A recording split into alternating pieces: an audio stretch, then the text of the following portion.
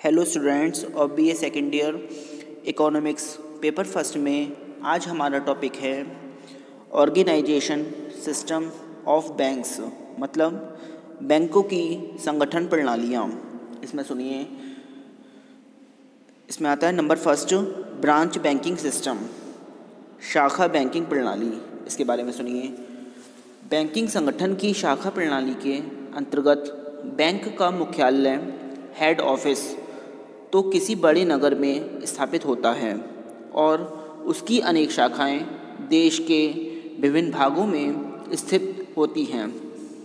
कुछ बैंकों की शाखाएं तो विदेशों में भी होती हैं। बैंक अपना कामकाज मुख्यालय और शाखाओं के द्वारा करता है, अतएव इस संगठन प्रणाली का नाम शाखा बैंकिंग पड़ा। यह प्रणाली England, France, Germany, Canada, Australia आदि देशों में पाई जाती हैं। इंग्लैंड के 4 बड़े बैंकों की शाखाएं देश भर में फैली हुई हैं। भारत में भी व्यापारिक बैंकों का संगठन शाखा प्रणाली पर हुआ है। अब इसके आते हैं मेरिट्स, मतलब गुण। सुनिए, शाखा बैंकिंग के प्रमुख गुण या लाभ निम्न प्रकार हैं। नंबर फर्स्ट है advantages of large scale business and division of labour, मतलब बड़े पैमाने पर व्यवसाय और श्रम विभाजन के लाभ। इसमें सुनिए, शाखा बैंकिंग के अंतर्गत बैंक का एक विशाल संगठन होता है। उसके आर्थिक साधन बहुत बढ़ जाते हैं तथा उसके व्यापार की मात्रा भी अधिक होती है। शाखाओं के द्वारा वह दूर के स्थानों से भी बचतें एकत्र करता है और अपनी पूंजी का देश के विभिन्न भागों में फैले हुए उद्योगों में लाभदायक विनियोग, प्रॉफिटेबल इन्वेस्टमेंट करने में सफल होता है। प्रत्येक विभाग के कार्य संचालन के लिए वह ऊंचे वेतन पर दक्ष अधिकारियों और कुशल कर्मचारियों की नियुक्ति कर सकता है और इस तरह बड़े पैमाने पर व्यवसाय और श्रम विभाजन के सभी लाभों को प्राप्त करता है। नंबर सेकंड है एक्सपेंशन ऑफ बैंकिंग सर्विसेज, यानी कि बैंकिंग सेवाओं का विस्तार। इसमें सुनिए, शाखा बैंकिंग द्वारा संपूर्ण देश में सुविधाएं उपलब्ध कराई जाती हैं। ऐसे छोटे नगरों, देहाती क्षेत्रों और पिछड़े भागों में भी बैंकिंग सेवाएं प्रदान की जाती हैं, जहां की एक स्वतंत्र बैंक स्थापित करना आर्थिक दृष्टि से असंभव सा होता है। नंबर थर्ड है फैकल्टी इन ट्रांसफरिंग मनी, मुद्रा के हस्तांतरण में सुविधा। शाखा बैंकिंग में बैंक की शाखाएं देश के विभिन्न भागों में कार्य कर रही होती हैं, इसलिए एक स्थान से दूसरे स्थान को धन भेजना सरल और सस्ता पड़ता है। केवल पत्र द्वारा ही हस्तांतरण हो जाता है। नेक्स्ट है number fourth economy of cash reserves, मतलब नकद कोषों की बचत। शाखा बैंकिंग प्रणाली का एक लाभ यह है कि इसके अंतर्गत विभिन्न शाखाओं पर थोड़े नकद कोष रखकर ही काम चलाया जा सकता है, क्योंकि आवश्यकता पड़ने पर शाखाओं से नकद रकम तुरंत मंगाई जा सकती है। इस प्रकार नकद कोष की बचत होती है। शाखाओं वाले बैंकों के पास अनुभवी विशेषज्ञ होते हैं, जो कि बैंक के विशाल आर्थिक साधनों का अच्छी प्रतिभूतियों में विनियोग करने में सहायक होते हैं। ये विनियोग एक व्यापक क्षेत्र में किए जाते हैं।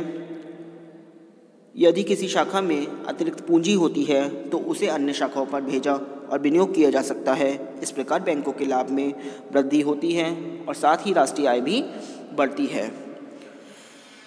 शाखा बैंकिंग के अंतर्गत व्यापारिक जोखिम भौगोलिक आधार पर वितरित हो जाती हैं, क्योंकि बैंक अपनी शाखाओं के द्वारा देश के विभिन्न भागों में स्थापित उद्योगों और व्यवसायों में धन का विनियोग करते हैं। इस प्रकार एक क्षेत्र या व्यवसाय में होने वाली हानि की पूर्ति दूसरे क्षेत्र या व्यवसाय से प्राप्त लाभ द्वारा हो जाती है। अब आते हैं शॉर्टकमिंग्स, मतलब दोष। शाखा बैंकिंग के कुछ दोष भी हैं। प्रमुख दोष निम्नलिखित हैं। नंबर फर्स्ट है डिफ़िकल्टीज़ ऑफ मैनेजमेंट, मतलब प्रबंध संबंधी कठिनाइयाँ। बैंक की सैकड़ों शाखाओं के लिए योग्य अधिकारियों का मिलना कठिन होता है। संपूर्ण प्रबंध कार्य मुख्यालय से होता है और छोटी छोटी बातों पर भी शाखाओं को मुख्यालय से आदेश लेने होते हैं। निरीक्षक कार्य में भी कठिनाई होती है। नेक्स्ट है नंबर सेकंड, एक्सटेंसिव सिस्टम्स, खर्चीली प्रणाली। विभिन्न शाखाओं के कार्यों में समन्वय रखने के लिए विस्तृत व्यवस्था करनी पड़ती है, जिस पर बहुत व्यय आता है। प्रत्येक शाखा की स्थापना के लिए पृथक पृथक व्यय करने होते हैं। किसी किसी शाखा पर तो इतना कम कार्य होता है कि वहाँ न्यूनतम स्टाफ रखने का व्यय भी नहीं निकलता। नेक्स्ट है number third, encouragement to monopoly, मतलब एकाधिकार को बढ़ावा। चूँकि बैंक की सैकड़ों शाखाओं का संचालन मुख्यालय से किया जाता है, इसलिए कुछ ही अधिकारी बैंक की संपूर्ण कार्यविधि पर हावी हो जाती हैं और इस प्रकार एकाधिकार यानी कि मोनोपोली की प्रवृत्ति पनपती है, जिससे संपूर्ण समाज को हानि उठानी पड़ सकती है। शाखाओं के लाभ हानि से पारस्परिक प्रतिपूर्ति होती रहती है, अतः बैंक को केवल लाभ होता हुआ दिखाई देता है। इसलिए दुर्बल और हानि उठाने वाली शाखाओं पर समुचित ध्यान नहीं दिया जाता तथा वे प्रतिपोषित होती रहती हैं। यह स्थिति बैंक विशेष के स्वास्थ्य के लिए हानिप्रद है। अब नंबर सेकंड आता है, जो नंबर फर्स्ट था। दूसरी संगठन प्रणाली आती है यूनिट बैंकिंग सिस्टम, मतलब इकाई बैंकिंग प्रणाली। इसमें सुनिए, इकाई बैंकिंग बैंकों के संगठन की वह प्रणाली है जिसके अंतर्गत प्रत्येक बैंक का केवल एक ही कार्यालय होता है और कुछ विशेष दशाओं के अतिरिक्त अन्य साधनों से में उसकी शाखाएं नहीं होती। इकाई बैंकिंग के विषय में कहा है, इस प्रणाली के अंतर्गत बैंक के कार्यकलाप सामान्यतः एक एकाकी कार्यालय तक सीमित कर दिए जाते हैं। यद्यपि कुछ को कठोरतापूर्वक सीमित क्षेत्र के भीतर शाखाएं खोलने की अनुमति दे दी जाती है। इकाई बैंकिंग प्रणाली के अंतर्गत प्रत्येक स्थानीय बैंक एक पृथक निगम के रूप में होता है। उसका पृथक पंजीकरण होता है। उसकी पूंजी, उसकी संचालन सभा व अंशधारी सभा भी अलग अलग होती हैं। यह बैंकिंग प्रणाली अमेरिका में बहुत लोकप्रिय है।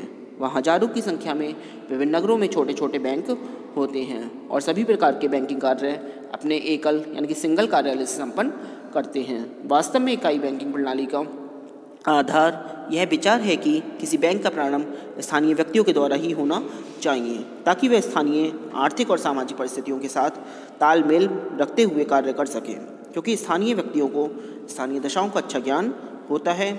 इस दृष्टि से इकाई बैंकिंग एक आदर्श बैंकिंग प्रणाली कही जाएगी। अब इसके आते हैं मेरिट्स, मतलब गुण।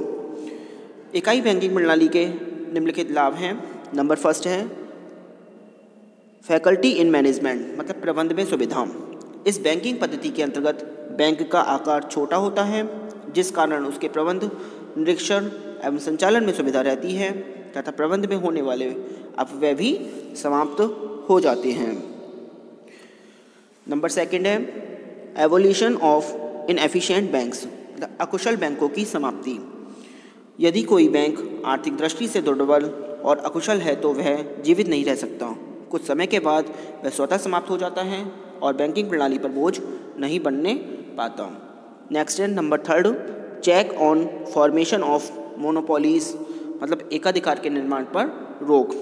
बैंक छोटे छोटे और स्थानीय होते हैं, जिस कारण इस प्रणाली में एकाधिकारी संस्थाओं के उत्पन्न होने का डर नहीं रहता। बैंक को अपने दैनिक कार्यों के लिए किसी मुख्यालय के आदेशों की प्रतीक्षा नहीं करनी पड़ती। वह अपने निर्णय स्वयं लेता है। इससे कार्य समय पर होते रहते हैं और विलम्ब नहीं होता। बैंक अधिकारी स्थानीय दशाओं में से भली भांति परिचित होती हैं, अतः वे अपनी ओर से पहल करते हुए नए कार्य कर सकते हैं। इससे बैंकिंग व्यवस्था लोचपूर्ण बन जाती है। अब आती हैं इसके शॉर्टकमिंग्स, मतलब दोष। सुनिए, इकाई बैंकिंग भी शाखा बैंकिंग के समान निर्दोष नहीं है। इसमें निम्न दोष देखे जाते हैं। नंबर फर्स्ट है no scope for division of labour and specialisation, मतलब श्रम विभाजन एवं विशिष्टीकरण संभव ना होना। इसमें सुनिए, इकाई बैंकों का आकार छोटा होने और उनके आर्थिक साधन सीमित रहने के कारण उसमें समुचित श्रम विभाजन करने एवं विशिष्टीकरण को अपनाने का अवसर नहीं मिलता।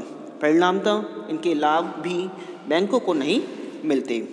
नंबर 2 है risk is not geographically distributed, मतलब जोखिम का भौगोलिक वितरण नहीं।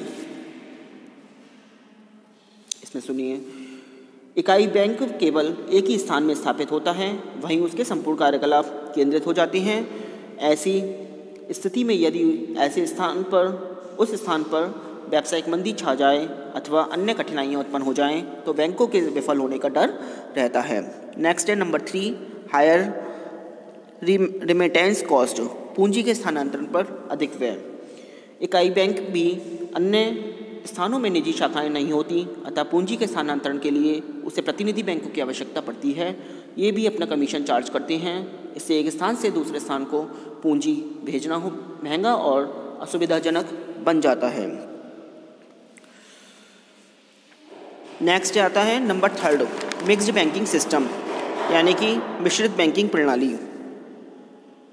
इसमें नंबर 3 मतलब तीसरी है मिश्रित बैंकिंग प्रणाली। इसमें सुनिए, मिश्रित बैंकिंग से आशय, मिश्रित बैंकिंग प्रणाली वह है जिसके अंतर्गत बैंक उद्योग के लिए न केवल कार्यशील पूंजी के रूप में अल्पकालीन ऋण प्रदान करता है, वरन स्थायी पूंजी के लिए दीर्घकालीन ऋण भी देता है। इस प्रणाली का आधार यह धारणा है कि व्यापारिक बैंकों के पास काफ़ी कोष ऐसे होते हैं जो निष्क्रिय रहते हैं, यद्यपि इनका उपयोग हो सकता है। अतः दीर्घकालीन ऋण देकर बैंक जहां अपने कोषों का बेहतर प्रयोग करके अधिक लाभ अर्जन करेंगे, वहां उद्योगों के विकास में भी सहायक बन सकेंगे। नेक्स्ट नंबर आता है 4, चेन बैंकिंग सिस्टम, मतलब श्रृंखला बैंकिंग प्रणाली। इसमें सुनेंगे, श्रृंखला बैंकिंग वह व्यवस्था है जिसके अंतर्गत 2 या अधिक बैंकों पर किसी एक व्यक्ति या कुछ व्यक्तियों का आधिपत्य और नियंत्रण रहता है। इसका विकास अमेरिका में 19वीं शताब्दी के मध्य हुआ। वहाँ सन 1925 में 123 मतलब 123 श्रृंखलाएँ थीं, जिनमें 933 बैंक शामिल थे। महान मंदी 1930 से 36 की अवधि में इनमें से अनेक का विघटन हो गया।